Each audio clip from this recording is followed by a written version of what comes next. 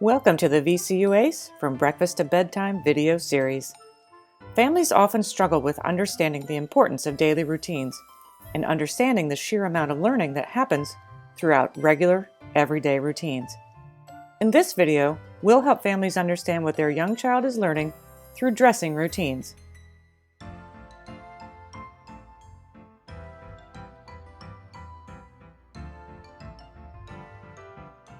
The morning routine for children often includes waking up, going to the bathroom, eating breakfast, brushing teeth, and finally getting dressed. As we've talked about in our other breakfast to bedtime videos, children are learning throughout each and every one of these activities. While getting dressed might seem like a mundane task that we all must complete as we start our day, there are actually many different learning opportunities that occur during the process. Let's think about what actually happens when children get dressed every morning. First, it's important to recognize that the time parents and caregivers spend with their child during dressing routines also offers many opportunities to practice serve and return. Serve and return refers to the back and forth nature to the interactions between parents or caregivers and their child. Back and forth interactions can include conversations, but it can also include interactions that are based solely on body language. The first back and forth interaction families have with children as they get dressed is to talk about where they might be going before they actually pick out any clothing items. After all, the way we dress is different for getting dirty in the yard or for going to a special event.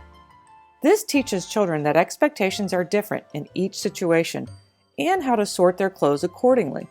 Some clothes are for parties, while others are for school. Some clothes are for daytime, and some clothes are meant to be worn when sleeping. And of course, some clothes are dirty, and some clothes are clean and okay to be worn. Next, families and children can talk about the weather and decide what clothes are appropriate. Parents and caregivers might say something like, "Look, it's snowing out today. You need something nice and warm. What sweater do you like?" Or a family might have talked about the weather during breakfast, and now they can ask their child, "Do you remember we said it's going to be really hot today, so which shorts do you want to wear?" This helps a child understand more than just the weather and provides opportunities to talk about seasons, which clothes are most appropriate, and exposes children to temperature-related vocabulary like hot, warm, cold, and chilly. During these interactions, families and children have the chance to comment on what they'll do next, discuss preferences for different clothing, or practice asking and answering questions. Just think about all the natural opportunities a family and child has to talk about body parts, colors, shapes, and designs. Families can talk about colors and shirts and pants and dresses as they help their child choose what to wear. Or they can describe fluffy hats for their head, thick sweaters for cold days, plaid skirts that twirl, and silly socks with stripes or polka dots for their feet. Parents and caregivers can also help children understand how clothes orient on the body and talk about the front of a shirt and the back of pants. As the dressing routine unfolds, families can provide many different chances to practice making a choice. Making choices helps children feel more in control of their life. Allowing a child to choose the type of shirt they want to wear can go a long way in reducing problem behavior. Providing opportunities to make choices also allows children to develop a sense of self, build self-esteem, improve problem-solving skills, assist with learning the responsibilities of making choices, and even learn how to reduce conflicts. Children also get to practice communicating choices as well. For some children, that might be simply pointing to the desired item. For other children, they might say, "I want that one," while pointing. And there are also children who are not speaking yet and use other forms of communication. In this situation, a parent might model sign language for blue shirt and wait for the child to imitate the sign. The parent can also model how to use pictures or a device and say, "I want the red shirt."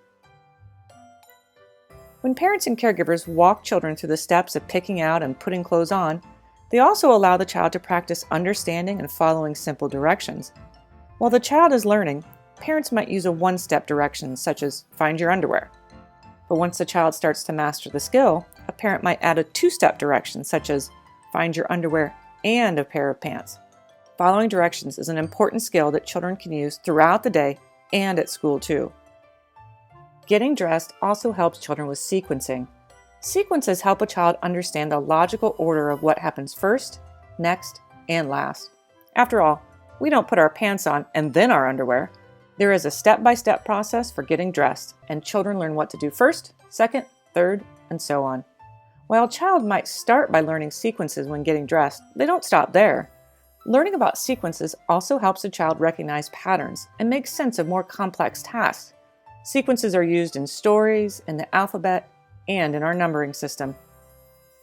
Parents and caregivers also expose children to the language of sequences as they help their child get dressed. This might include the use of words like first, next, then, finally, and all done. When parents model phrases like first let's get your underwear on, and then we'll put on your jeans, they are building the vocabulary a child will need to tell a story and describe what happened in a logical series of steps. Children also have many different opportunities to practice imitation during dressing routines. Families can model how to put socks on, and the child can use that as an opportunity to imitate. Imitation is an important skill necessary to learning a variety of routines at home, but is also critical to learning more formal academic skills at school. While helping a child get dressed, parents and caregivers can also model how to zip zippers or button shirts and pants. Then children get to practice the fine motor skills needed to pinch and pull a zipper, pinch a button and push it through a hole, or squeeze a snap together. Children also practice using gross motor skills while getting dressed as they push down or pull off pajamas, and push legs or arms through jeans or shirts. Getting dressed can be a lot of work for little children. Dressing children requires a lot of cooperation between parents and children. Children and families learn to practice a lot of patience and teamwork in the process. Don't forget to encourage and praise your child for working so hard. Dressing routines are also a great opportunity for natural consequences. After all, if a child picks out a shirt that isn't quite warm enough, they may rethink their choices next time. As you can see, young children learn a lot from getting dressed each morning. Some tips for parents and caregivers include: use visual supports. A visual support can be taped to the child's closet that helps them understand the steps to getting dressed. Or visual supports can be added to each drawer on a child's dresser to help them easily know where to find socks, underwear, and pajamas. It may also be important to use first-then schedules with some children who are struggling with motivation and participation. A first-then schedule helps the child see that while they first must do something they may not really enjoy, like getting dressed, when they are done, then they get access to a toy or activity that they really like.